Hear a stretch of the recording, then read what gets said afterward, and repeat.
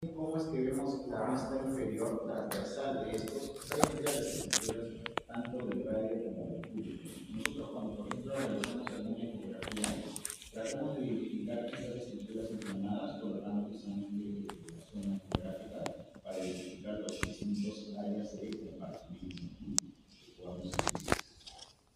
Incluso nos podemos hacer la ecografía generalmente. Con referencia al contexto clínico a nivel distal de nuestra mano, en este caso del antebrazo, podemos ver, ya les había mencionado, que existe el síndrome de cargo, que va a ser justamente el atrapamiento del nervio mediano en el triángulo flexor. Bueno, no me voy mucho por aquí. El síndrome de la arcada de Frost, habíamos dicho que es el atrapamiento de la rama profunda de la nervio radial a través del músculo superior, que es el que ejerce justamente esta compresión, y por lo tanto va a tener la caída de los dedos por el tema del déficit motor o del extensor profundo, que cumple su inervación en el nervio radial. Y también vamos a tener un síndrome del canal de Bouillon, que es conocido también como la parálisis del ciclista, que va a ser el atrapamiento del nervio lunar en la muñeca. Es decir, que cada contexto neurológico con referencia a la compresión muscular o de estructura puede llevarnos a un contexto clínico, ¿no? Y eso es justamente el por qué estudiamos también anatomía. Muy bien, ahora vamos a hacer la exposición de mano.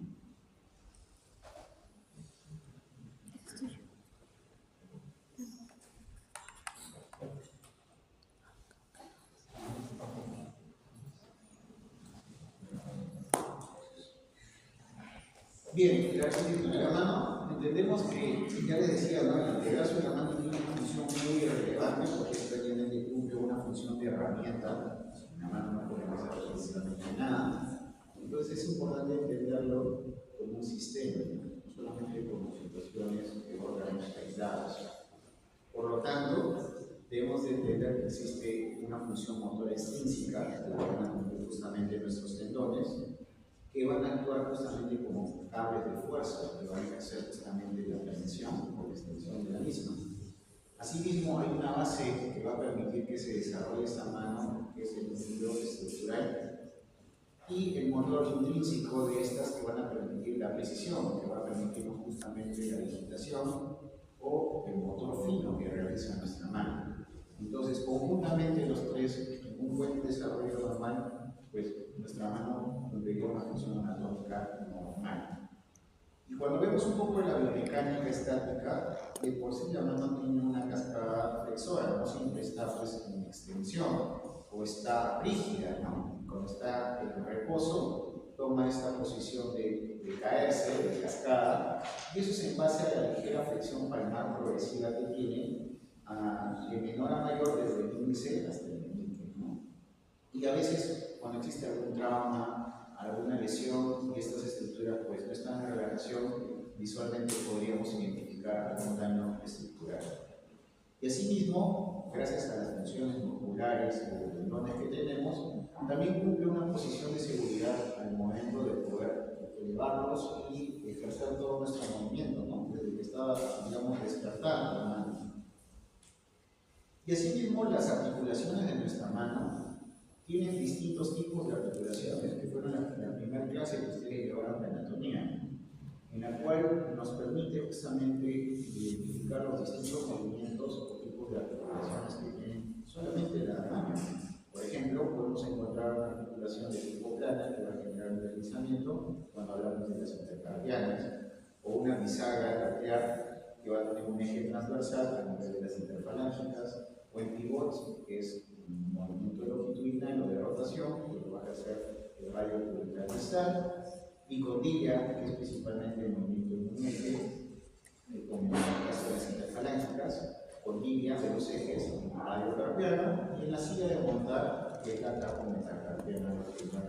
Y claro que tiene sentido, mientras más movimientos tengan estas estructuras, pues más función van a tener. Y obviamente, nuestra mano debería tener todos los movimientos o funciones posibles. Asimismo, recordemos que el radio y el cúbito van a ser nuestro cimiento base de la música, ¿no? Si nosotros vemos un poco más propiamente el punto clave de estos huesos, podemos podemos decir que existe este hilera proximal que les mencionaba, que va a tener un eje muy importante que es el movimiento, ¿no? Porque obviamente base principal también de la muñeca. El escafoides, como ustedes pueden ver, tiene una forma de barca, ¿no? Eso es característico del escafoides. Articula con 5 huesos, por supuesto, porque permite justamente el ejercicio del movimiento. Y es el puente entre estas hileras. Y su irrigación, las ramas ingresan por el polo distal y discurren proximalmente. Es uno de los menos irradiados en ese sentido y por lo tanto puede tener algunas vulnerabilidades. Mencionábamos que las caídas o fracturas conllevan alto riesgo de necrosis avascular, es decir, que como no tiene buena irrigación con otras estructuras, al quebrarse esta arteria que está por esa zona, empieza a no generar mayor distribución de sangre a estas células y por lo tanto se mueren, y si se mueren, pues el hueso empieza a carcomerse, eso se llama necrosis avascular, y eso mediante una radiografía también lo podemos ver, ¿no? Se pone en color oscuro la zona ósea que vería con color blanquito, ¿no? Y esto también se puede ocasionar en consecuencia a un grado de artrosis severa, que es la reducción del espacio articular, porque obviamente, como es una articulación que tiene mucho movimiento, pues con el tiempo también se puede desgastar. Y también tenemos la otra estructura de movimiento, que es el semilunar, como su nombre lo dice, por ser una forma de media luna, ¿no? Y la anatomía tiene una forma convexa, tiene un punto de referencia del segmento intercalar, y es el hueso del carpo que se lucha con mayor frecuencia, más que nada por el tema del tamaño, y sacrifica estabilidad geométrica por completo. También tenemos añelera proximal, dos huesos que son importantes tanto para el anclaje y el sistema de poleas. El anclaje lo va a dar justamente el piramidal, eso mnemotécnicamente nos puede hacer recordar por su forma, que es pirámide triangular. Esta va a cumplir una función de unión con los distintos huesos desde propiamente de la mano y biomecánicamente vamos a encontrar que la desviación cubital extrema sirve como tope físico conectándose al borde interno del radio. Gracias a este entonces nos permite que la mano genere un grado de extremidad severa que pueda romper los huesos. Y el pisiforme, conocido también como guisante o sesamideo, tiene el último carpo en osificarse, porque digamos que es el que menos ejercicio o tensión hace, ¿no? Y además está en el límite cubital del túnel delgado. Actúa como una polea pura, desviando y optimizando la fuerza del tendón flexor cubital delgado. Luego vamos a tener una segunda hilera, que habíamos dicho que su función cumple de la precisión, ¿no? En este caso la lateral. El primero es el trapecio, conocido como por parte de su movimiento de la silla de montar, con la forma de su articulación propiamente, y tiene una función mecánica en el anclaje del primer metacarpiano. Su articulación es bidimensional que permite la oposición humana y su estructura el borde radial del túnel delgado. Su uso intensivo lo hace altamente susceptible a la artritis degenerativa. También posee un espacio donde puede ejercer movimiento por el hecho de ser una silla de montar, puede generar reducción de espacio articular con el tiempo y por lo tanto generar un grado de artrosis. Y luego tenemos también el trapezoide, conocido como el bloque profundo, y es el más pequeño de la fila distal, firmemente encajado entre 4 huesos, y gracias a su profunda contención estructural, sus fracturas son extremadamente raras, ¿no? Más vamos a encontrar la del trapecio, en este caso el trapezoide. Vamos a tener otros dos que van a cumplir una función de pilares centrales y distribución de fuerza. Por eso también son un poco más grandes, si se dan cuenta, a diferencia de los otros huesos. El hueso grande, que va a permitir que justamente esté en medio, que es el centro de gravedad, está ubicado en el epicentro exacto de la muñeca, y su función mecánica va a ser su volumen, se distribuye eficientemente las fuerzas de tensión y presión, y se correlaciona tanto con fracturas raras, pero frecuentemente asociadas a lesiones ocultas de escapular. Suele ser, digamos, lo más frecuente. Y el ganchoso, que va a estar a nivel del borde cubital, va a tener una anatomía que posee la apófisis inciforme o gancho y forma el borde radial del canal de Lulliot. Vulnerable a fracturas por fatiga de deporte de impacto, en este caso el golf o hockey, y su lesión causa síndrome de compresión en el nervio cubital. Por eso, cuando nosotros tenemos un paciente que tiene una neuropatía neuropatía que no está en los primeros 4 dedos, sino solamente en el quinto, lo que tenemos que evaluar es, más que pedir un examen para ver si hay algún nervio de lesión, radiográficamente cómo está esa estructura. Y bueno, preguntar los antecedentes, ¿no? Para que valoremos ese contexto. Así como los huesos también tienen los ligamentos cumplen una función de contención, ¿no? Como toda estructura anatómica. Los ligamentos aseguran la movilidad armónica, permitiendo a la hilera proximal actuar como un segmento intercalar. Vamos a tener ligamentos radiocarpianos e intercarpianos, ¿no? De ellos que van a formar como una red de telaraña. Los radiocarpianos, que son los ligamentos de refuerzo, a nivel palmar va a ser una fuerte banda en forma de V, como origen tanto en el radio y en el cúbito, convergiendo hacia la zona del carpo. Y en la zona dorsal es más delgado, menos robusto que el palmar, reforzando la cápsula dorsal. Y a nivel intercarpiano van a cumplir una función de estabilización con los intrínsecos, y por lo tanto los fascículos interóseos fijan la hilera distal como una unidad permanente.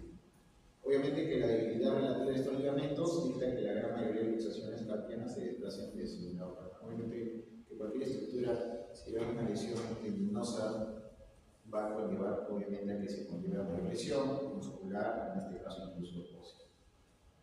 Y ahí vamos a tener nuestras herramientas finales, que va a ser la arquitectura del metacarpo y falanges, que vamos a ver que son 14 huesos, que van a tener articulaciones condilias en la base del metacarpo falángica para su movilidad en los planos, que en este caso va a ser la flexión y extensión. También van a tener una articulación en bisagra distal para el primer plano, y las puntas distales forman un abanico óseo de soporte llamado penacho. Los metacarpianos, que son la base de la palma, estos van a tener un movimiento de oposición total y un anclaje rígido. Para valorar un poco el contexto clínico en este mapa de vulnerabilidades, sabemos que el escafoides tiene un riesgo clínico de necrosis avascular, como habíamos mencionado. Es el máximo riesgo de luxación palmar. El trapecio es el epicentro de cartitis degenerativa, como habíamos dicho, por su división. El anchoso tiene una zona de cero de fractura por fatiga y compresión del nervio genital, ¿no? Por la zona donde se ingresa el espacio del nervio genital. Y preservar la cascada flexora descarta las lesiones mayores en el caso de elaboración macro a nivel de interfalangica distal. A nivel muscular, tenemos que entender que existen estructuras funcionales que van a permitirnos tanto nuestros movimientos de aducción y abducción que van a ejercer estas articulaciones. Por lo tanto, vamos a tener estructuras tanto tendinosas dorsales como palmares. Estos músculos intrínsecos van a tener distintos niveles, van a tener una función importante que precisamente va a ser la función de agarre o abducción o abducción. Por ejemplo, el palmar corto, de acá, va a tener la mejora de agarre, y vamos a ver que en su mayoría cumple la misma función de inervación, que va a ser conformado por el ramo superficial del nervio cubital, que en su principal segmento va a estar conformado por B1 y C8. El palmar corto, con la sin palmar y el retináculo flexor de origen, y su inserción va a ser en la dermis de la piel del borde medial del canal. Los interóseos dorsales, que van a estar conformados por estos músculos, 4 músculos, van a estar conformados de origen en la cara adyacente de los metacarpianos y se van a insertar en el capuchón extensor y base de las falanges proximales de tanto índice medio y abajo. Y el interóseo palmar, el origen es los lados de los metacarpianos y su inserción son justamente los capuchones extensores de los dedos del pulgar, índice anular, meñique y falange proximal.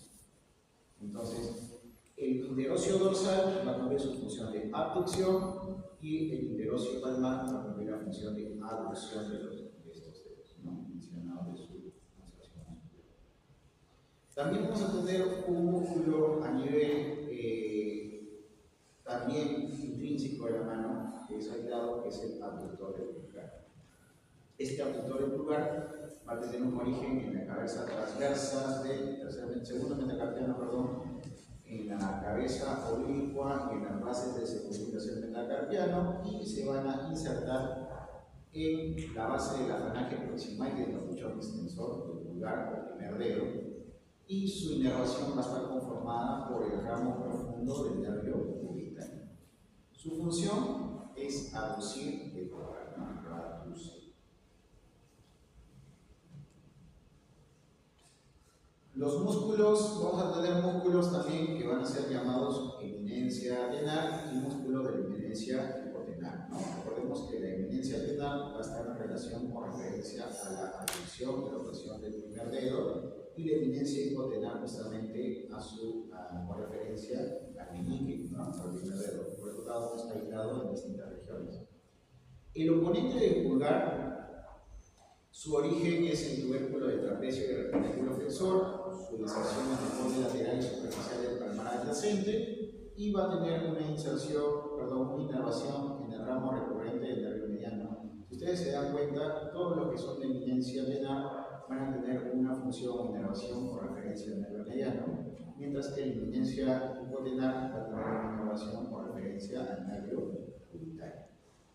Y asimismo, cada uno, el oponente del pulgar hace rotación medial del pulgar, mientras que el oponente del meñique también hace rotación lateralmente al quinto metacarpio. Y el abductor, bueno, su nombre, en este caso, como les decía, como tema mnemotécnica, estas musculaturas nos van a decir ya la función que van a realizar. El abductor corto del pulgar va a abducir el pulgar en la articulación metacarpofalángica. El abductor del meñique lo mismo, va a abducir el meñique en la articulación metacarpofalángica. Y el flexor corto del pulgar propiamente lo mismo, y el flexor corto del meñique propiamente lo mismo en su región estructural.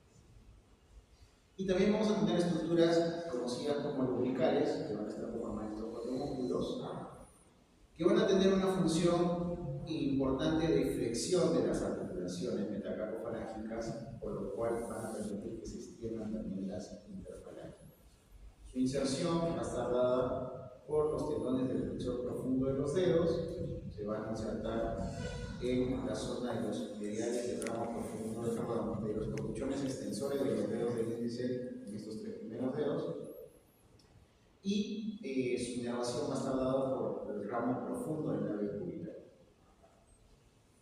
Estos son los corpuchones que visualmente podemos verlo igual como un engatilamiento o pistola, donde va a estar abrazado o conformado por el extensor del dedo, va a tener una zona inferior de los músculos lumbricales y una poneurosis dorsal que justamente va a contraer estas estructuras por la función de que tanto el ligamento palmar como el ligamento metacarpiano permitan que podamos generar este evento de flexión y extensión gradual. Porque imagínense, si no tuviéramos estos tendones, nuestros dedos podrían hacer un grado de flexión y extensión fuera de los rangos observados o normales. Y por lo tanto también existen, así como existen estructuras musculares, en este caso de tendón, que van a tener una estructura de movimiento convencional, van a existir fulcros que van a justamente permitir engatillar este dedo y que no genere justamente su extensión o comunicación. Es decir, van a permitir que se contraigan estas estructuras como diciendo, hasta acá nomás. ¿Correcto? Con referencia a la membrana interósea, habíamos mencionado que tiene una neurovascularización importante y que va a cumplir una función dentro de su irradiación, como habíamos mencionado, y que existe un sistema superficial de red venosa dorsal que no suele ser muy complicada también en base a su topografía. Me voy a entrar un poco más a nivel de lo que vendría a ser el arco palmar. Habíamos mencionado que existe tanto la arteria ulnar cubital y que estas mismas van a tener sus ramas tanto superficial como profunda dentro de su desarrollo, pero a nivel de la zona palmar vamos a ver que estas van a juntarse propiamente formando el arco palmar. Va a haber un arco palmar superficial y además vamos a ver que se acompaña también de nervios, no solamente es una estructura arenosa, ¿no? Por eso hay que tener mucho cuidado, porque cuando nosotros colocamos alguna aguja o alguna estructura quirúrgica, etc., debemos de saber que esas estructuras vienen acompañadas también de nervios, y que nuestro primer dedo va a estar sobre todo en el ramo recurrente del nervio mediano, en el cual se va a desarrollar justamente la digitación de estos nervios palmares comunes, y que a nivel del nervio cubital también se va a desarrollar después conjuntamente del arco palmar, el nervio digital palmar común. Entonces hay que tener esta zona específicamente mucho cuidado en su desarrollo. Y un poco con referencia a las estructuras estructuras arteriales de nuestros huesos, como habíamos mencionado, decíamos que la arteria radial directamente solamente compacta los escafoides y por lo tanto su mecanismo de necrosis es mucho más conservada o tranquilizada. Y a nivel del semilunar, pues también existe una vascularización igual, a diferencia del escafoides. La irrigación del semilunar presenta variabilidad anatómica, dependiendo predominantemente de una red de vasos de nutrición que ingresan por su cara dorsal y palmar. Y su compromiso estructural, pues su distintiva forma convexa y semiesférica maximiza el rango de movimiento articular y su vulnerabilidad de este diseño anatómico resta estabilidad intrínseca. Habíamos mencionado que también existen puntos de compresión de estos nervios, como va a ser claramente en la zona del ganchoso. En el canal de Bouillon, la saliente voluminosa del anterior del hueso ganchoso conforma simultáneamente el borde coronal del túnel del carpo y el borde radial del canal de Bouillon, como habíamos mencionado. Por lo tanto, el nervio ocular discurre anatómicamente por delante del gancho. Es importante tener en cuenta esta estructura ósea con referencia a la. Ya para culminar, queremos hacer una matriz de síntesis con referencia a la vulnerabilidad. Habíamos mencionado que la vascularización del escafoides está conformada por la arteria radial, la vascularización del semilunar son los vasos nutricios variables, tanto de la red dorsal y palmar, y que el ganchoso tiene una inervación adyacente mediante el nervio cubital, y que el escafoides tiene un puente mecánico esencial y más propenso a fracturas. El rol estructural del semilunar es geométrico, maximiza la movilidad sobre la estabilidad, y el ganchoso cumple un rol estructural de apófisis fusiforme y actúa como un pilar radial del cráneo. Entonces, bajo ese contexto clínico, o anatómico, perdón, pues valoramos las lesiones patológicas que vamos a encontrar más adelante. Ustedes, cuando estén en tercer o cuarto año, pues la van a valorar desde esa perspectiva. Entonces, ya para culminar, chicos, quiero mencionarles dos puntos importantes. He hecho una pregunta al coordinador de anatomía para saber cómo les ha ido en su primer examen. Y me ha dicho que han ido mitad a mitad. O sea, algunos bien, y otros más o menos, y otros mal. Conclusión. Entonces, ¿por qué me interesa saber mucho de su situación como referencia a anatomía? Porque cuando nosotros valoramos un poco de cómo va a ser nuestra carrera médica, tenemos que entender de que la base primordial de poder ser buenos médicos está en el conocimiento. Si yo, desde mi base principal, que es pregrado, tengo conocimiento de todas las ciencias básicas, cuando vengan los demás cursos se me van a hacer más entendibles. Y después ya vienen los exámenes, porque nosotros no nos piden solamente por temas teóricos o de exposición, sino bajo exámenes. Y el examen es conocimiento. Toda nuestra fase médica son muchos exámenes, cada vez hay más exámenes, ¿no? Examen para el internado, antes del internado, el CERUPS como médico, incluso para ser especialista. Entonces, de todas maneras, tenemos que tener una buena base. Invito a los que todavía están por ahí un poco desanimados a que sigan luchando, porque esto es una competencia. Y algunos están más adelantados, pero eso no quiere decir de que se haya terminado o terminado su carrera. Entonces, lo que me importa es realmente comentarse qué es lo que realmente tiene dentro de los objetivos de la carrera. Y asimismo, mencionarles que si bien es cierto, yo no soy su tutor, pero estoy como un co-tutor en lo que es el primer año. Así que si alguno de ustedes tuviera alguna situación que hace que no cumpla ese rol de poder estudiar o estrategias, me pueden buscar y poder conversar para poder darles algunas estrategias de consejería, de ver cómo van las estrategias, no solamente con anatomía, no sé qué otros cursos puedan ser muy difíciles para ustedes, pero podemos buscar justamente estrategias conjuntamente y saber su situación, ¿no? No solamente se trata de que ustedes sean médicos y que no me importe cómo es su vida, ¿no? Todo lo contrario, justamente para eso sirve la tutoría. Su tutor es el doctor Miranda, pero si no se siente muy en confianza con el doctor, me pueden buscar también para conversar cualquier situación. Eso sería todo.